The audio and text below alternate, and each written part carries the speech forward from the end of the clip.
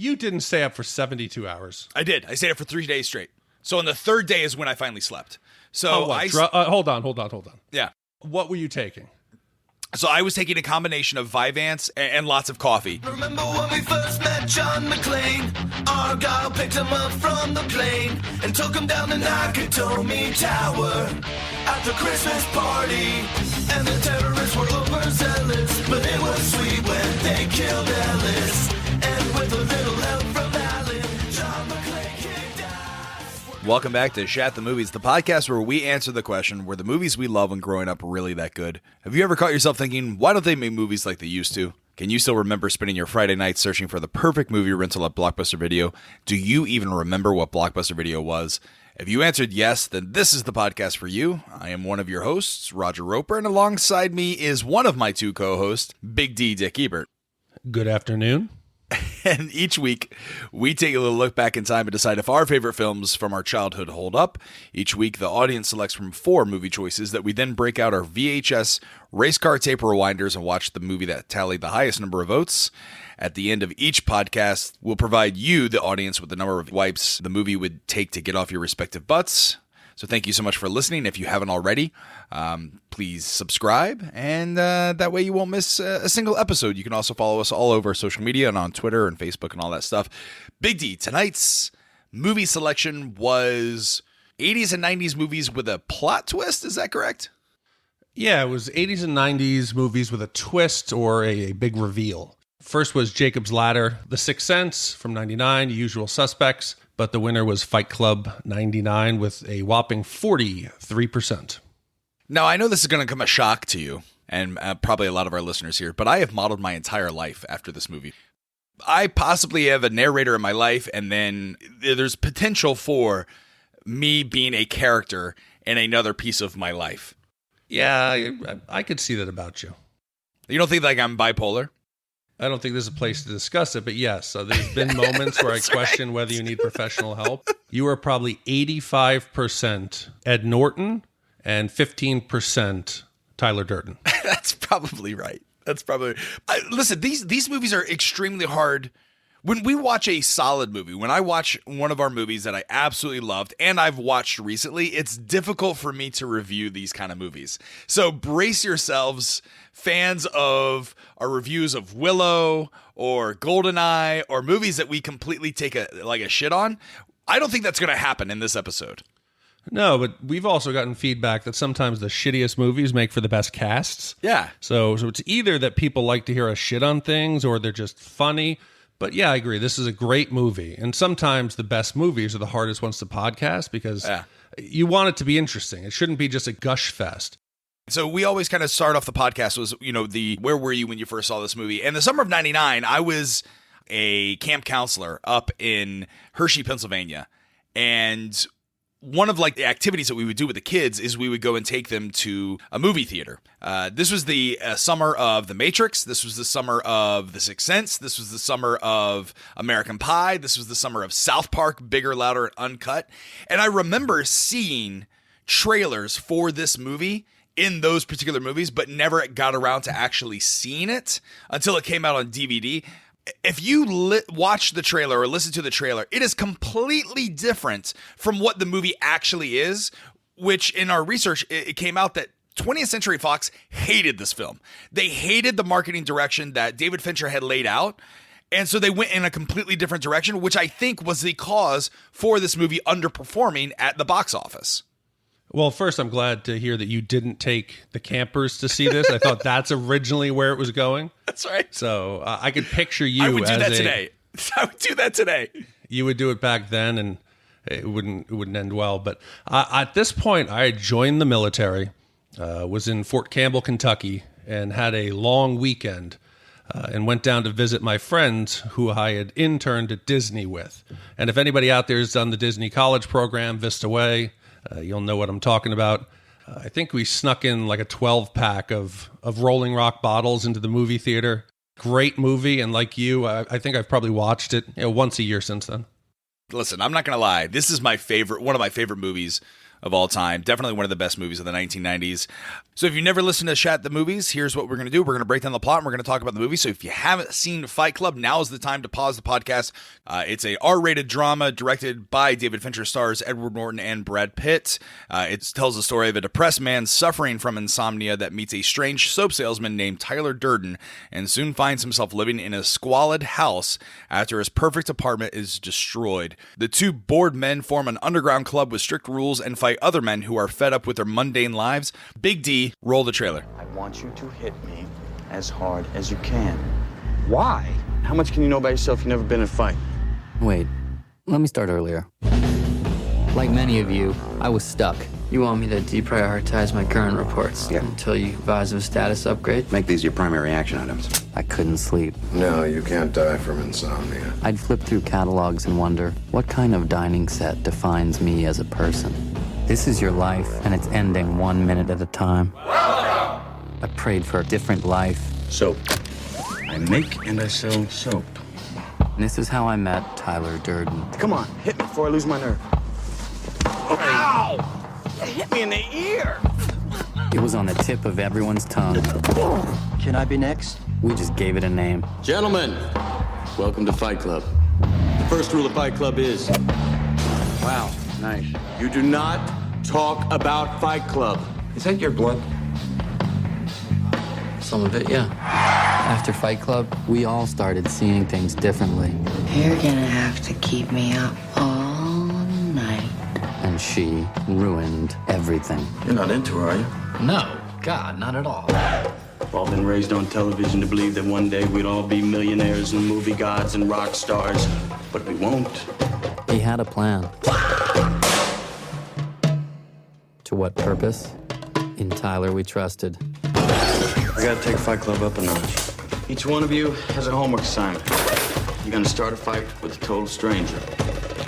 That's not necessary. And you're gonna lose. That hurt.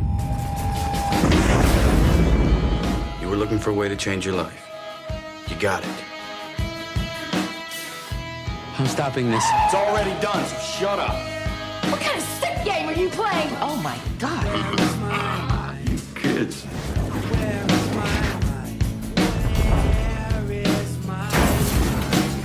This is too much. In the end, you will thank me. Wow! Wow! If you could fight anyone, who would you fight? Shatner. I'd fight William Shatner. Diving into the movie, the narrator, played by Edward Norton, is a traveling automobile recall specialist who suffers from insomnia. When he is unsuccessful at receiving medical assistance, an admonishing doctor suggests he realize his relatively small amount of suffering by visiting a support group for testicular cancer victims. The group assumes that he too is affected like they are, and he spontaneously weeps, finding a freedom from the catharsis that relieves his insomnia. He decides to participate in support groups of various kinds, always allowing the groups to assume that he suffers what they do.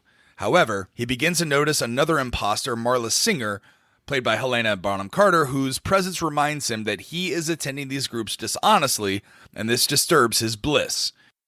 So the movie, although it is about Fight Club and about men fighting, there's some questions and social commentary that it gives. And I want to ask, at its core, is the movie basically a takedown or commentary of American consumer culture? It could also be class struggle, the white collar versus blue collar, the discussion of what is the new male gender role and what does it mean to be a male. It tries to tackle all three, but in your opinion, which is the major or the one that resonated with you the most? I think the one that resonated with me the most is probably the class struggle, the white collar versus the blue, right? The 99% versus the top 1%, right? You know, the fact that we're in this generation of people that are serving the upper class, and we're pretty pissed off about it when you think about it. So, like, can we reject this notion of materialism and this desire to keep catching up with the Joneses and just fucking get back to our carnal instincts? So I honestly believe it tackles all three subjects pretty handily. Yeah, I agree. And I'm glad that you shifted from class struggle back to American consumer culture, because you're talking about a rejection, and Tyler always wants to reject this hive mentality that, Americans are just all chasing this dream and we're all been blinded to what it really means to live. But then the entire Project Mayhem is conformity. They're preaching conformity. You give up your name. You chant rhythmically. You all have group tasks. You don't call each other by name. He's doing exactly what he's railing against. So you think that he's a hypocrite? Oh, 100% a hypocrite. Really? Oh my God, he's complaining that we've all been brainwashed, that we're doing things that aren't in our nature. All he's doing is replacing one driver for conformity with his own.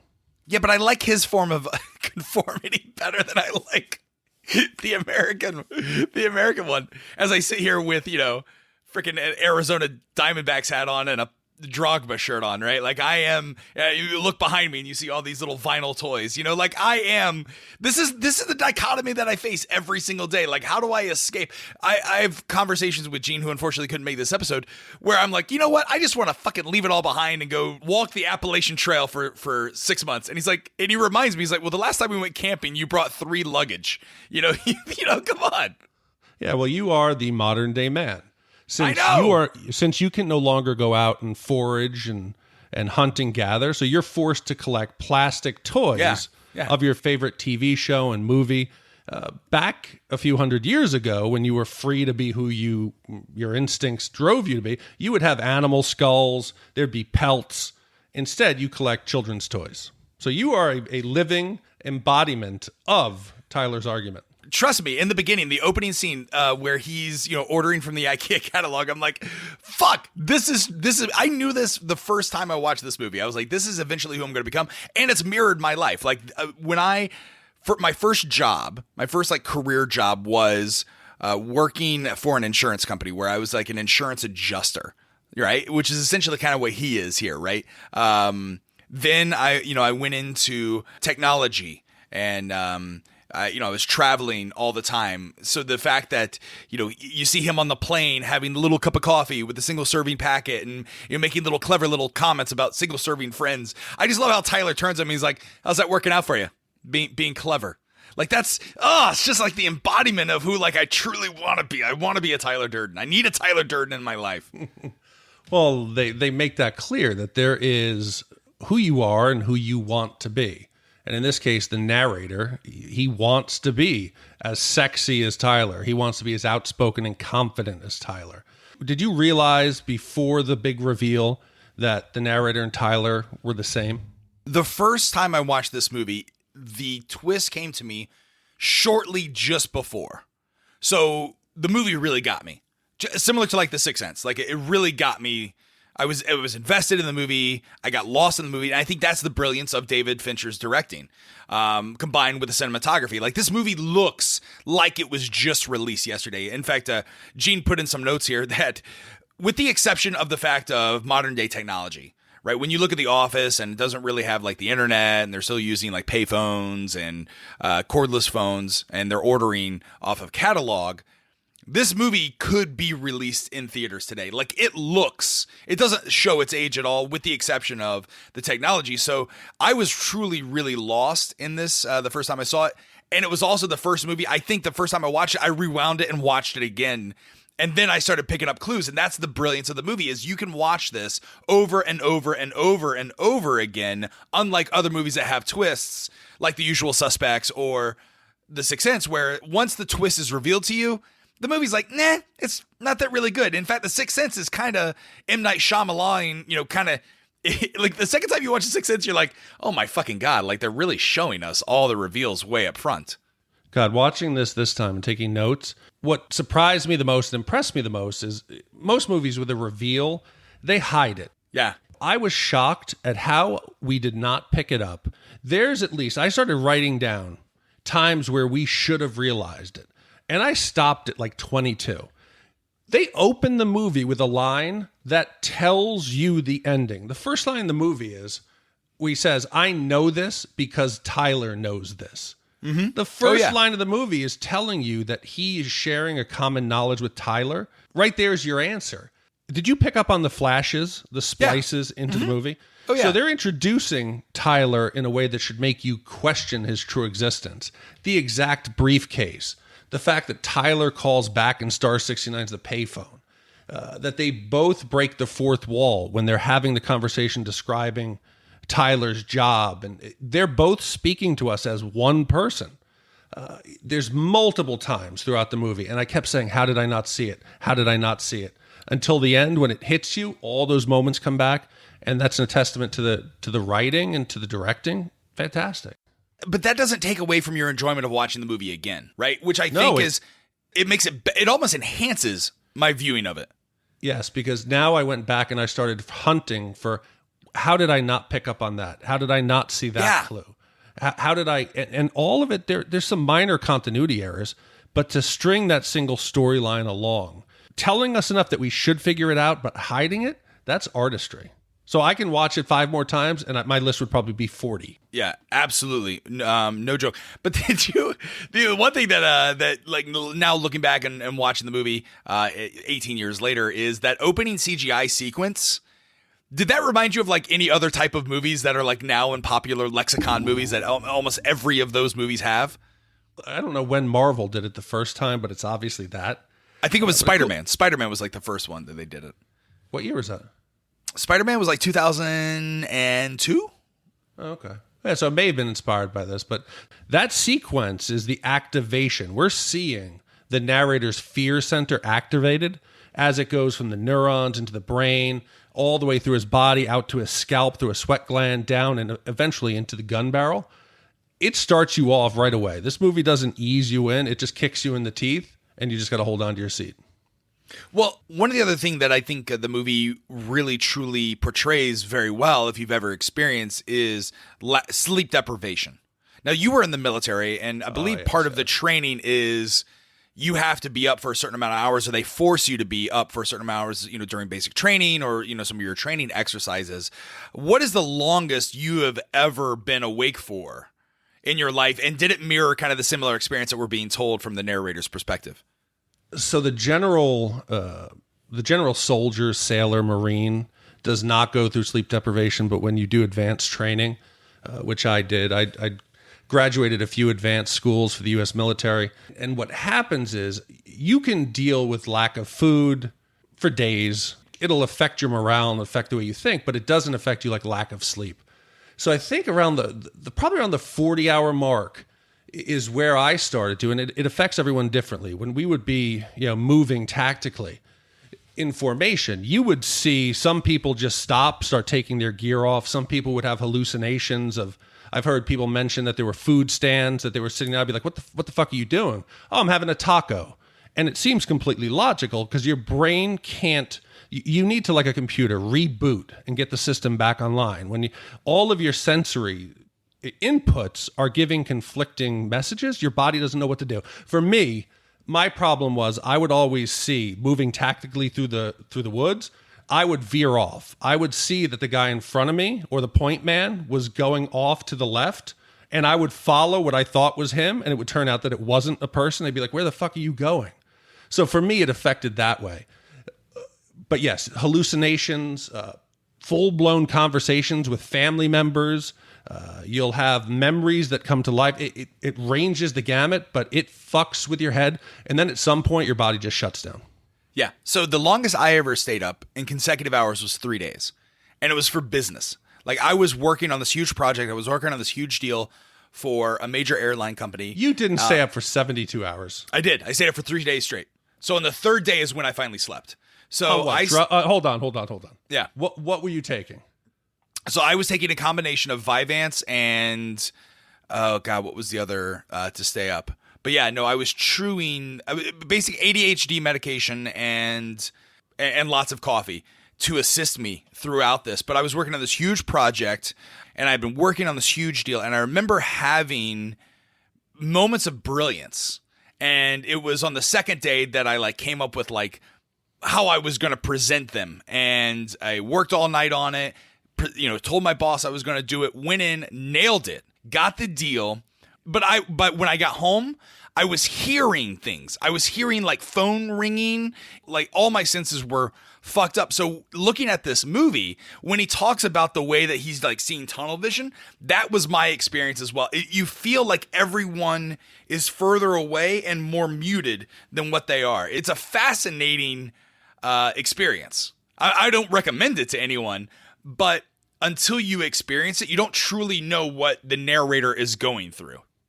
Yeah, and in the field, we did not have access to Vyvanse, coffee. So yes, your bender may sound more impressive by hours. It wasn't a bender. That is a full-blown work bender. Yes, it is. So Okay. you mentioned that it causes a disconnection in personality. The narrator is not a likable guy in the beginning, even though the protagonist, we're supposed to feel his plight, that he's struggling with his identity as a man, as an American. As he's attending these support groups, he has no emotional connection. He's trying to kind of bootstrap onto someone else's emotions and experiences. And the worst I found was Chloe, that poor cancer patient who gets up and gives a speech, and all she wanted was sex. She said, I have pornographic materials, I have movies, I have lubricants. Come to my apartment. Are you the type of guy who would just sit there and blow off Chloe, or would you help her out? No, I'm totally emotionally disconnected in most situations in my life. I know you're going to find this hard to believe, but I don't really care about many people in my life. I think emotions are for terrible people. And I'm only really emotionally connected to maybe 3 or 4 people. You and Gene being 2 of them. So yes, I would have had sex with Chloe. You would have. You would have had sex with Chloe. You would have had pity sex. No, it wouldn't. No, it wouldn't be pity because I didn't pity her. You would have been the white knight. You'd have been like, I'm doing you a favor. Okay. Would you donate to charity? Yeah. Do you view giving to Make-A-Wish Foundation as pity? If a child's last dream is to go meet Tom Brady, is that pity, or is that actually someone showing compassion for another human being? No. Like most Americans, I give it to charity to feel better about myself. Oh, God, you're a dick. No, I would have had sex with Chloe as an act of compassion, not pity. I think it would have been nice to give her that one last thing that she wanted before she went off into the far beyond. Well, have you ever been to any type of group therapy before? Have you ever sat in? Have you ever been so depressed that it's driven you to that? Or have you ever needed emotional support for that? No, I've had moments of psychosis in my life where I've gone off the deep end, but never to the point where I needed to get therapy, and I've never been to any. I think it would be interesting, but probably depressing. Yeah. Well, on a flight home from a business trip, the narrator meets Tyler Durden, a soap salesman with whom he begins to converse after noticing the two share the same kind of briefcase. After the flight, the narrator returns home to find that his apartment has been destroyed by an explosion.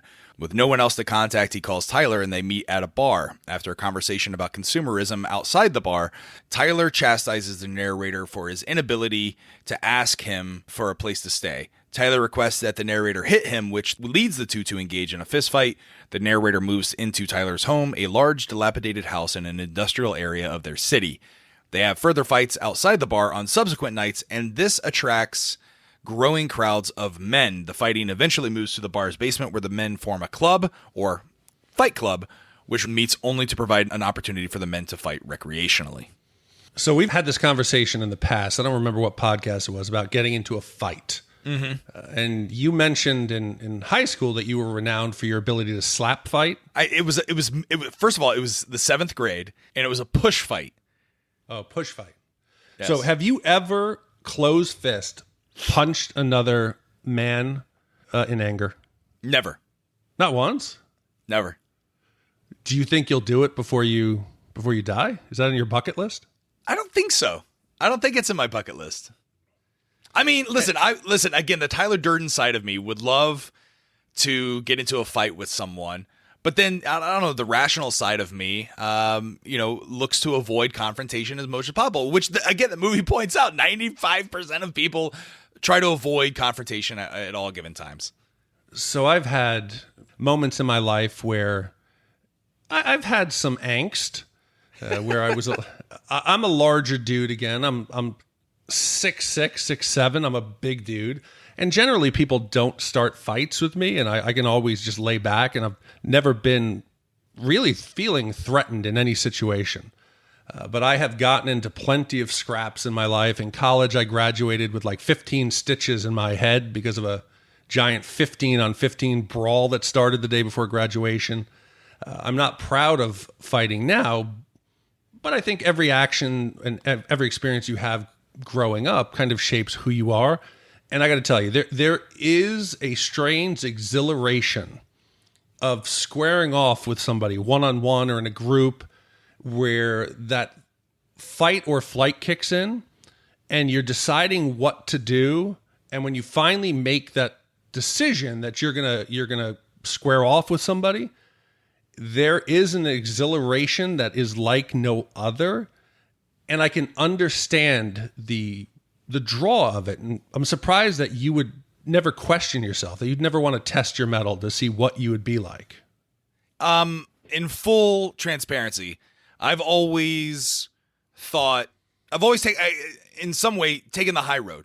Plus, I've never put myself in situations to where like it would finally come down to brass tacks. But I don't think that's what the movie is trying to say here. I don't think the movie is trying to say that like the only way to solve your problems is through fighting.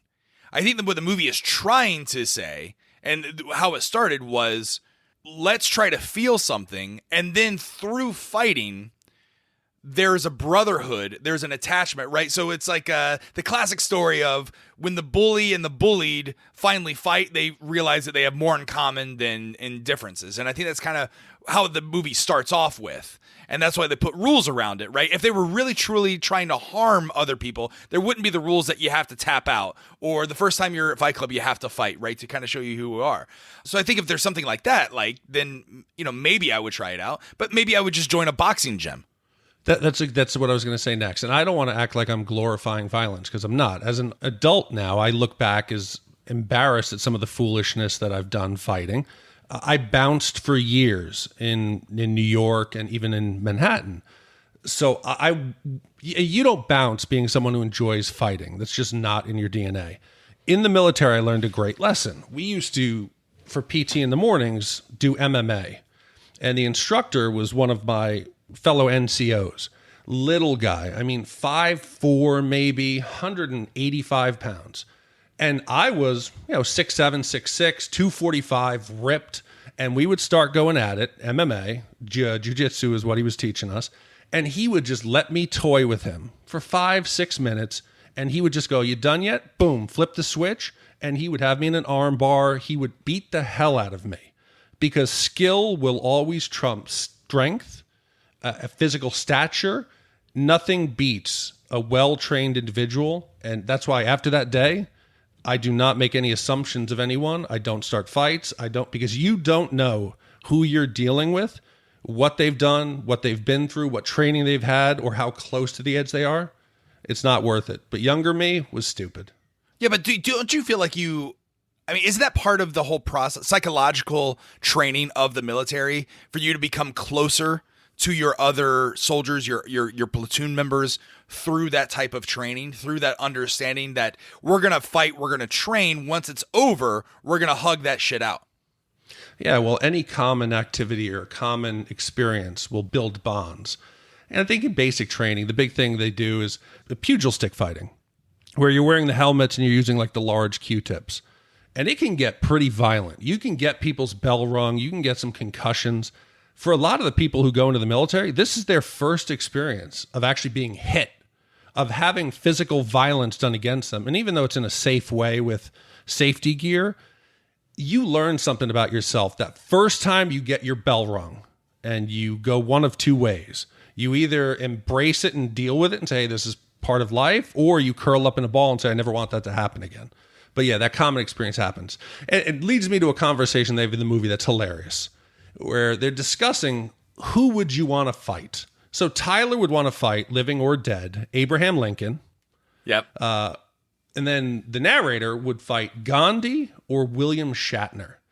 If granted, you haven't fought anybody your entire life, we're going to let you have one fight with any historical figure, living or dead. Right. Who is it? Right. I'd fight George Washington. I think George Washington would fuck my shit up. I feel like George Washington was like a good old school like brawler. You know what I mean? Like I feel like he would He was like a taller guy. He was probably like 6'2", 6'3", which was extremely tall for that era. But he was also like a military guy. And I just feel like, all the impressions that you have of George Washington is like this elderly statesman who, was a very, soft-spoken individual, farmer, pacifist, showing strength, the father of their country. But I also feel like if I'm going to get into a fight with someone, like I feel like he would teach me a few things. And then afterwards we'd hug it out. And who wouldn't want a hug from George Washington? So you'd want to fight young George Washington? No, not young. No, I any age George Washington. I'm in. Yeah, I think I want to fight young Burt Reynolds. That's a good one. Like before he grew the mustache or mustache? No, mustache. Oh yeah. Yeah. He has to. He's up there, so I would fight young Burt Reynolds or the Clint Eastwood from the one with the orangutan. What movie was that? Where he had Any Which Way But Loose. Yes, where he's the boxer and he's supposed to be the badass. Yeah. I think I would beat the piss out of that soon-to-be old man. He was scrappy and thin. I don't want to... And again, maybe I'm doing what I told you not to do. I'm making assumptions You're totally of Clint making Eastwood. Assumptions. But Clint, I don't think is nearly as tough as he is, and it would just be fun to punch Burt Reynolds in the face with that mustache. Yeah. Well, I mean... One of the cool things that during the research I realized is that Brad Pitt and Edward Norton both trained in MMA, different styles of fighting to prepare for this movie. And I really feel like they did a good job of depicting what would become popular MMA styles moving forward. Like the fights felt real. They felt authentic. And I think that's hard to do in a movie like this. Like there wasn't like that traditional movie sound effect where it's like, wham, like pow, like the old 1960s Batman punch sounds. Like it felt like, I think they actually recorded flesh on flesh, like punch your hand right now. That's what it sounds like. When you first punch someone in your life, it definitely didn't sound like anything you had ever expected a punch to sound like, right? And it hurts your hand. Oh, it does. It wakes you up. And I think I totally agree that the choreography was fantastic. It felt real, and their locomotion in the fights felt authentic. But what most movies do that when it comes to fights is so way off base is the damage that's done and the length of fights. You go back to like movies like Them with Roddy Piper, and I don't remember what it is. They seem to fight for like 15, 20 minutes, and every punch is a haymaker. There's kicks to the face, two by fours to the back of the head. In this movie, the damage that is caused by the fight seems relatively authentic. Yeah. If you're punched, fights don't last for 20, 25 minutes. They're 2, 3, 4 minute spurts of fights. And you see the damage long beyond the fight. In most Hollywood, you'll see what's the movie with all the old guys? The Expendables. The Expendables. Those guys will go at it for 25 minutes without maybe a little blood on their lip. No, if someone slams your head on the ground 3 or 4 times, you're going to go to the hospital. You're going to have a giant wound. That felt real, and I like that. While Marla overdoses on pills and telephones the narrator for help, he eventually ignores her, leaving the phone receiver without disconnecting. Tyler notices the phone soon after, talks to her, and goes to her apartment to save her. Tyler and Marla become sexually involved. He warns the narrator never to talk to Marla about him. But more fight clubs form across the country, and under Tyler's leadership and without the narrator's knowledge, they become an anti-materialist and anti-corporate organization called Project Mayhem, with many of the former local fight club members moving into the dilapidated house and improving it. Yeah, I was kind of hoping that Gene would be on this cast. I think Marla is his type of girl. Oh, without a doubt. I think Gene probably had a few, self improvement sessions watching the sex scenes with Marla and Tyler. Because she's just enough crazy, just enough wild, sexy. She does damaged. her own thing. She's damaged. Oh, that is right. Like Gene loves. Oh, yeah, he loves damaged girls. He loves damaged chicks, and she even to me was likable. She has problems, but I guess in the book she's even darker. One of the famous lines from the movie is after the sex scene the first time, and they throw themselves back on the bed, and she says, "I haven't been fucked like that since grade school." The original line from the book was even worse. Okay. Mm-hmm. And they were forced to change it because the producer said, "There's no way we're going to get an R." The original line is, "Tyler, I want to have your abortion." That's fucking great. No, I think the Sex Since Grade School is funnier. You think that's better? Yes. The abortion one, I think immediately we'd be turned off to it. You think so? Yeah. Again, what am I saying? That having someone obviously assaulting her as a grade school girl having sex with her is better? that's better for you. I guess I'm fucked up in the head. It's like the Tracy Morgan line on 30 Rock. I want to take her around the high school bleachers and get her pregnant or something like that. But have you ever dated a wacky girl like Marla? I imagine the sex would be better. Yes, I have, and there's one that comes to mind, and it's good until you reach that tipping point. Okay. I had a girlfriend who liked to role play. And when her role play turned to darker desires, like enacting crimes. What? Yeah. Like what kind of crimes? Like are we talking like low level like computer crimes, like steal your password and hack your credit card number? No, she seemed like a normal chick until one day she said, "I've had a fantasy about being assaulted and raped." Ugh. And I said, "Check, please." Really? Oh, yeah, because that's the same girl who calls the cops right afterwards. No, but it's gross. Like, how would that be? I didn't understand. And she, at that point, it seemed normal to me. Yeah. No, I'm not going to play. The fact that you would think that is an exciting experience. If she had said, "I just want to be tied up," I would have been okay. Right. But she wanted me to do a home invasion. Ugh. Yeah, I was gone. No, thank you. But so I think the brilliance of Marla's character is that while she's a damaged individual, while she's like, everything for her is a cry for help. So the fact that she is in a relationship where it's hot and cold and he's kind of stringing her along, and playing these two different characters, I think she thought that he was just an asshole. I don't think that she truly understood until the very end where he's outside and he's like, Tyler's not here anymore. That's when it clicks for her that this guy's fucking crazy. Yeah, she's not a bad person. She's floating through life and looking for something to latch onto, a cause. She's attending these meetings to try to, much like the narrator, to find something to believe in, to find a compassion, to find what most people have, which seems to be sympathy. Mm-hmm. She thinks that the narrator is much like her, a damaged person. Right. And when you do that combination of the smart narrator with the sexy, aggressive, confident Tyler, and she sees that he is also into the same thing she has, for her, it has a potential. If she can fix him up and get him stable, it's a perfect mate for her. But she's not a bad person, and I feel sympathetic to her. Other than the fact that she steals people's dry cleaning from the laundromat and then sells them at the thrift shop. Yeah, but there's nothing. I mean, like that's low level compared to like what Tyler is doing, right? And then what the narrator is doing. But the vulnerability of Marla really comes into play when she invites him over and he goes over there and is testing for the lumps, right? That's when she you can tell that she wants more out of this type of relationship, and she truly is trying to get Tyler. I mean, there's relationships where I haven't necessarily, and I'm not proud of it, and I'm not bragging here, but there have been relationships where I didn't necessarily like the relationship or the girl as much as maybe they liked me. And they're always trying to do something to get more of your attention. And that really rings true in that Marla narrator Tyler type relationship. Like, I remember having conversations where I'm almost outside my body looking at myself like, why would I ever tell a girl that? And I realized that I'm being an asshole to get them to like me more. And that, I don't know. I mean, at least in this movie, the people are just crazy. Maybe I'm just a dick. Yeah, no, I think it's when you're young.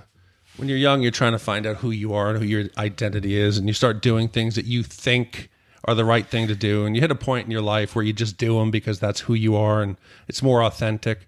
But I have limited experience in restaurants. Mm-hmm. I had a short stint serving at the Olive Garden for roughly 30 days before I was fired for an altercation with another server, which is a story for another day. Weren't you fired for fighting another server?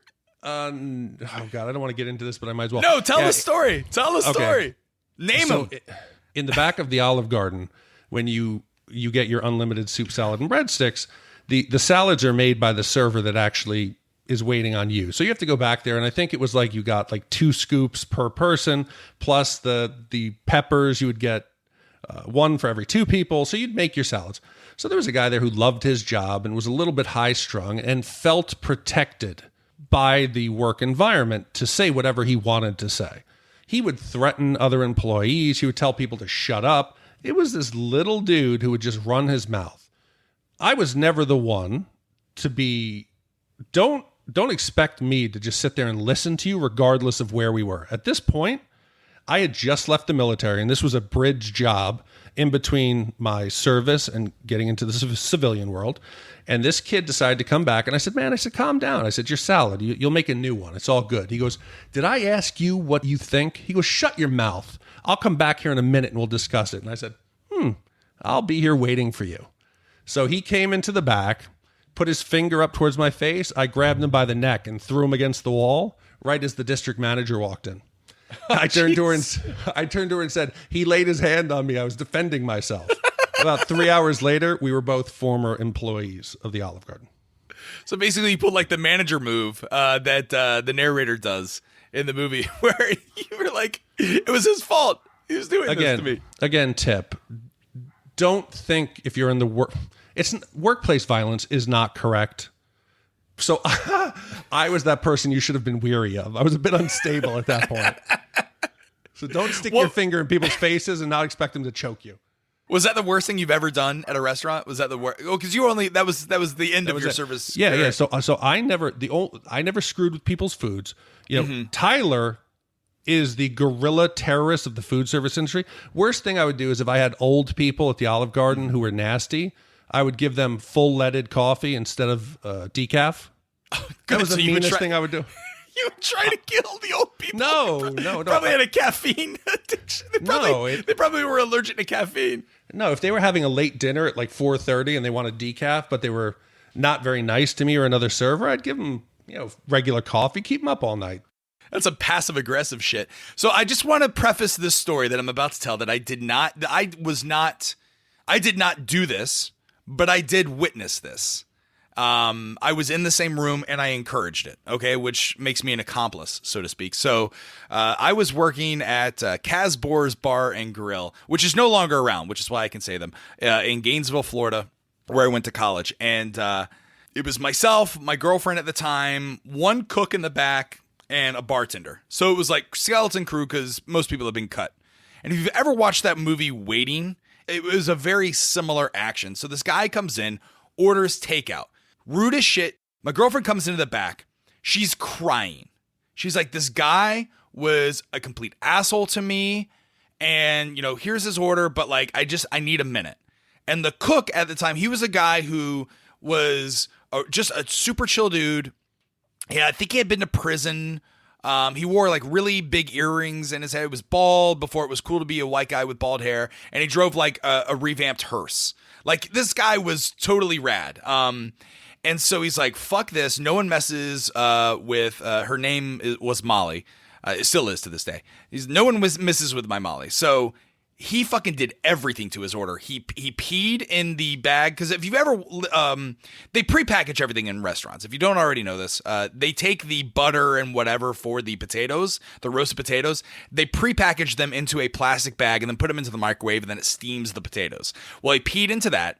I think we rolled it around the potatoes a little bit in the drain where at the end of the night where you're hosing off the kitchen floor and it goes into the drain.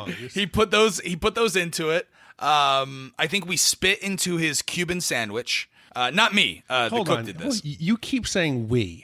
You started this off by saying you were just there. I witnessed admitted. it. I witnessed this. I witnessed. So that I'm saying I'm part of it. Listen, by the rules of legality, I probably would have been, taken in for questioning as well. So it was. Listen, and we did it because it was takeout, and he probably got home and ate all that food. Hopefully, he got sick. Because listen, you don't fuck with someone who's like the nicest, most genuine person in the world. No, there's like 3 or 4 people in the world you don't fuck with. You don't fuck with a doctor or anyone performing surgery on you. Anyone who does your taxes or someone giving you a tattoo. Don't fuck with those people. Or people prepping your food. Don't go through with them. Yeah, but exactly. I much feel like our podcast is now like Fight Club. The first 30 episodes, we were the narrator, and now people see that we're actually Tyler Durden. That's right. It'd be fun to see if our numbers fall off. Well, the narrator complains to Tyler about Tyler excluding him from the newer manifestation of the Fight Club organization, Project Mayhem. Soon after, Tyler leaves the house without notice. When a member of Project Mayhem is killed by the police during a botched sabotage operation, the narrator tries to shut down the project. Seeking Tyler, he follows evidence of Tyler's national travels in one city. A Project Mayhem member greets the narrator as Tyler Durden. The narrator calls Marla from his hotel room and discovers that Marla also believes him to be Tyler. Tyler suddenly appears in his hotel room and reveals that they are disassociated personalities in the same body. When the narrator has believed himself to be asleep, Tyler has been controlling his body and traveling to different locations. I love the way they visually show and lay out the psychotic break with the screen shaking, and it finally breaks the fourth wall where the narrator's talking to us and he's reliving all the steps. I imagine that's what a psychotic break would look like. The realization that the person you've been having full conversations with and questioning the previous probably few months of your life, I feel like that's what it would be like an avalanche of emotion and just collapsing on your bed. Oh, without a doubt. Without a doubt. If you've ever had a psychotic break, please write in and tell us how we do. But I mean, again, this movie in the hands of a less skilled director wouldn't have been able to convey what's truly going on here. But if I had one problem, it's the idea of this Project Mayhem. Are they creating problems just to create problems, or is there really truly like a message behind this? Like, what is it if there truly is? Because it seems like they're just doing shit to do things. No, I think their message is clear. They're railing against corporate America or American consumerism. So most of their tasks are targeted at large chain restaurants, coffee shops, industry leaders. So they want to go after anything that is an icon of consumerism. And that's why they attack the Starbucks. They go into Blockbuster Video with that giant electric magnet and they start erasing all the tapes. It all seems fairly believable. People join cults. People get brainwashed all the time, mostly for religious reasons. So that's believable. But my problem is logistics. Mm-hmm. How do you give out detailed tasks and organize the destruction of all of these buildings and the fabrication of explosives without using someone's name? Everyone in Project Mayhem doesn't have a name. They're just a member of the hive. I think they actually do have names. They're just using nicknames. So like when he calls the one guy, the first guy who comes in off the porch, and Tyler sees him shaving off his head and he says he looks like a space monkey or whatever. I think he probably calls that guy Space Monkey. Right? So I probably believe that they're giving nicknames to them. Oh, it's probably just not said in the... I disagree. Tyler giving the speech to all of them cultivating the backyard of the house. You're no one. You're the same. You're meat. You're just like us. We have the exact same existence. I think part of it is they're stripped of their names. And I don't know how you send people out on a task without referencing them. Hey, you go get the bald guy. You. Yeah. That's probably it. Yeah, just descriptors. What does their Slack page look like when they're scheduling all of their terrorist activities? I think they bald guy carries explosives, short, fat, old man, bolt cutters. It would be difficult to schedule. But don't you feel like this rejection of anti-corporate overlords and the 1%, if you could draw parallels to Project Mayhem, I feel like the 2016 election, the run-up to all that, was kind of like Project Mayhem in itself, where the electorate completely rejected everything that they have been living with for the last 25 years. I think it's more technology. This was the first election where people can share their feelings, the crazier ideas they have. In the past, it would just be people in their small town, on the corner shouting nonsense. Today, they can get on Twitter. They can create news stories. So I don't think it's so much a comment on politics as it is technology enabling those that don't have common mainstream views.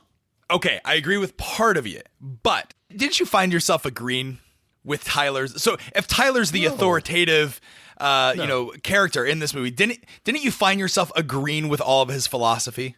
No, the only thing that I believe in is the statement that over time, the things that you own you.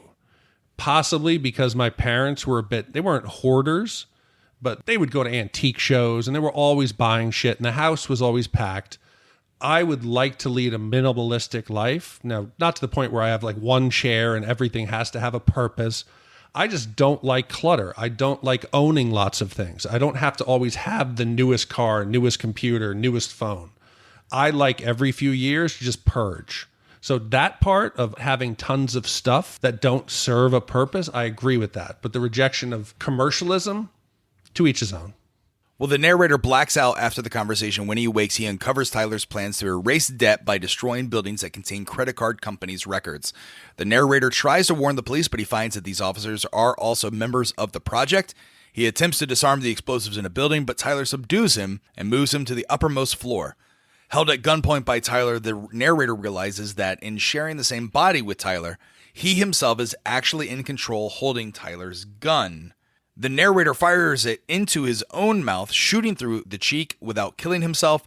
Tyler collapses with an exit wound to the back of his head, and the narrator stops mentally projecting him.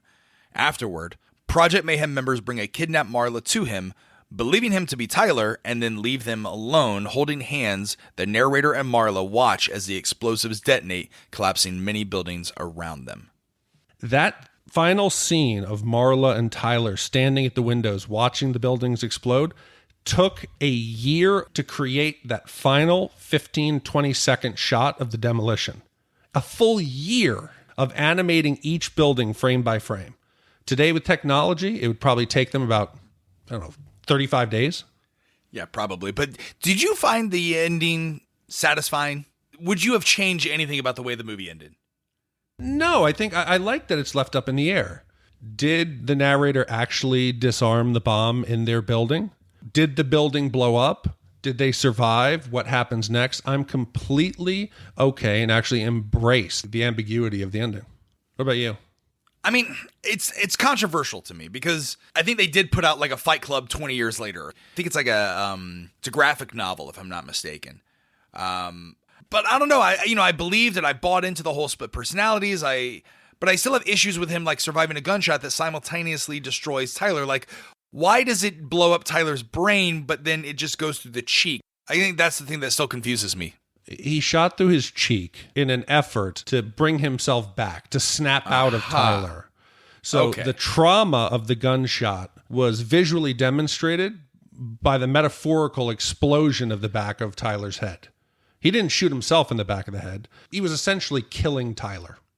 So from what I understand of this movie, Tyler is a manifestation of this character's inability to feel anything. When he doesn't feel anything, when he doesn't experience anything, he has to create another character that will allow him to do that, right?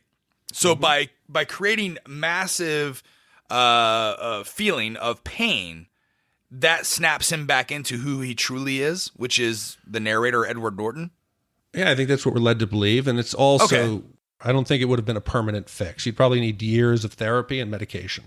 Okay. Well, I mean, listen, that makes sense to me. And it by no means reduces my love for this movie.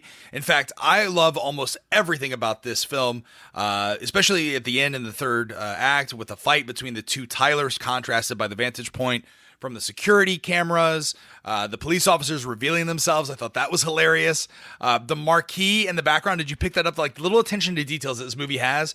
The marquee in the background of the theater showing 7 years in Tibet that, also starred Brad Pitt. I thought that was great. I mean, that's Hey, did you catch the other one? No, what's the other one?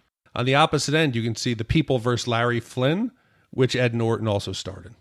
Those little Easter eggs I love to watch and see, but one thing that I didn't know that I found out in my research, but when you look back and you're like, okay, I'm going to watch this movie with a critical eye, it really makes sense. The commitment to character. Did you notice the changes that the narrator and Tyler Durden have to their physical appearance as the movie went on?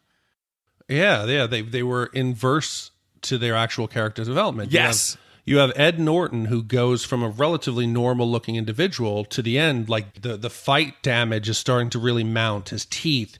He's becoming a darker shell, and very much like Gollum. Brad Pitt starts off his vision of who he should be, what he wants to be, and he grows larger. I think Brad Pitt actually threw on like 20 pounds of muscle, Yes, and that's right. became more muscular, more aggressive, more brooding, wild man. Yes. So Brad Pitt got better looking as Tyler's personality took hold, but the physical body of the narrator just was falling apart. Yeah, it's that commitment to character. Ed Norton said he used to starve himself. He was starving himself. He dropped weight. He looked very gaunt at the end of the movie, and that was done intentionally. But looking back, during in the beginning fight scenes, Tyler Durden and the narrator have the same injuries. As the movie goes on, the narrator is the one that sustains the most injuries. While meanwhile, Tyler Durden has no physical damage to him whatsoever. He looks like, again, more that pumped up, tanned, muscular dude. He which looks again, hot. yeah, if you're not paying attention to these little type of details, you're gonna miss, I guess, what the movie is trying to portray. Which as he's moving into descent, the wild, disassociative character is growing stronger. This movie is so fucking brilliant, guys. This movie is one of my favorites of all time. So anything else we want to talk about before we break out a Shat meter? I like that you said it's brilliant, guys, and there's only one of me. That's right. Well, now's the time of the podcast where we break out the Shat the Movies patented Shat meter. If you've never listened to the podcast, here's how we rate movies. We rate them on a wipe scale. So basically, 0 wipes is the equivalent of a nice, clean, respectable condominium, right down to the IKEA furnishings, low flow shower heads, and hover trek exercise bikes. 5 wipes is the equivalent of a dilapidated, rundown squatter house in the warehouse district on Paper Street. The water is a putrid brown, the basement floods, and there's a decaying corpse of a man with giant boobs buried in the backyard. So 0 wipes is great. 5 wipes is putrid. Big D, what do you give this movie? How many wipes would it take to get off your butt? God, I'd feel terrible giving it a 0, but I got to give it a 0 wipe. Visually stunning, storytelling fantastic. The acting was great. You had A-list actors throughout. It was a compelling storyline that made you question your own philosophy of life and modern living. A reveal at the end that you didn't see coming and truly shocked. An ending that is up in the air and makes you think. It was 2 hours and like 14, 20 minutes. It flew by. Yep. I watched it and couldn't believe that 2 hours was gone. So for that, even though I feel strange giving it a 0 for the type of movie it is, on its own, I have to. It deserves a 0 wipe. I really enjoyed it, would watch it again. And everyone who's heard that we're doing it has said, great movie, great movie. So I don't think I'm alone. What about you? No, I'm giving this a 0 wipe movie. The fact that it combines a dark tale. David Fincher went back and the screenwriter who collaborated with the original author, Chuck Palahniuk, he basically, they infused a little bit of humor into this to this sinister tale of anti-consumerism and anti-materialism, and made it like you said, like a very compelling narrative that I want to watch over and over again. Even though it has a twist at the end, it still doesn't take away from my enjoyment of the movie, and it makes me question my very existence. And if we were going to pair this movie, if we're both giving this 0 wipes, where does that put it on the Shat scale? Like, this is the best movie we've ever reviewed, right? Well, again, it's you're comparing different fruits. You might have the best banana ever, the best apple ever, but you can't compare them. We had Pulp Fiction as a perfect 0. This is our second perfect 0. Yeah. Okay. Then behind it we have Aliens and Terminator 2 at half a wipe. All different films. Yeah, but none of those films made me question my existence, which this movie did. It not only did it entertain me, but it made me think. And for that, like, that's why Pulp Fiction is brilliant. It makes you think, but it doesn't make me want to change my life. No, and I don't think these movies will, if we have at the end 5 or 6 perfect movies, there's never going to be a way to put them up against each other. Sure. They all stand on their own and they can be perfect. When you hit this upper echelon, it's almost impossible to differentiate. Yep. Agreed. 0 wipes. Well, that concludes this week's review. Big D, what do we have upcoming for next week? Next week's another good one. We have superhero movies from the 90s, The Rocketeer, Superman 2, Blade, And the winner with 43%, the 1989 Michael Keaton Batman. Yeah, I'm really excited for this. I've not watched that version of Batman in a while. So I think it's going to be really good. And listen, we have a plug, if I could give a plug here, for our friend Dana over at How Is This Movie. His whole podcast, when he goes into the history of the Batman films, is fantastic. You actually learn something from his podcast more than you do from ours. But if we could plug another movie pod site, check them out. How Is This Movie with our friend Dana, who also is right up the street in Ocala from you. Yeah, I got to be honest. He's one of my favorite podcasts. Very different than the way we do it.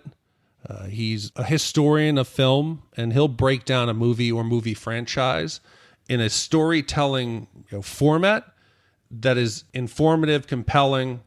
He's got a good voice. Another Floridian. He's well worth listening. He's doing Predator now. I listened to 3 of his podcasts that he did on Titanic, the history of Titanic, the history of the film. And if I can sit and listen to a few hours of Titanic stories, it shows you the guy's good. Yeah. So check that out next week, our movie review of Batman. Hopefully, I think Gene will be back for next week. But anyway, that concludes this week's episode of Shat the Movies. Be sure to follow us on social media and share with a friend. We're everywhere, including Snapchat, Twitter, and Instagram. We're at Shat the Movies. You can also find us on Facebook. Just search for Shat the Movies Podcasts.